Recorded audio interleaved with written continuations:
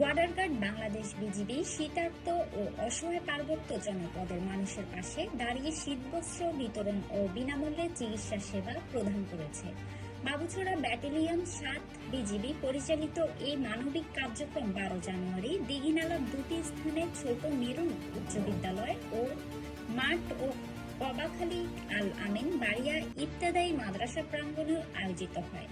অনুষ্ঠানে ৩৫০টি কম্বল বিতরণ করা হয় এবং মেডিকেল ক্যাম্পের মাধ্যমে ৪৫০ জনকে বিনামূল্যে চিকিৎসা ও প্রয়োজনীয় ওষুধ প্রদান করা হয়।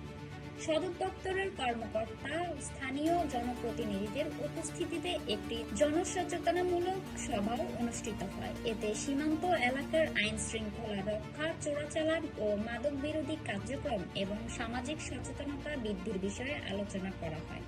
বাবুছড়া ব্যাটালিয়নের অধিনায়ক লেফটেন্যান্ট কর্নেল ইশতিয়াক আহমেদ ইবনে রিয়াজ বলেন, বিজিবি শুধুমাত্র সীমান্ত সুরক্ষা ও চোরাচালান প্রতিরোধে নয়, দেশের যে কোনো দুর্যোগপূর্ণ পরিস্থিতিতে মানবিক দায়িত্ব পালন করে আসছে এবং ভবিষ্যতেও এই ধরনের কার্যক্রম অব্যাহত থাকবে।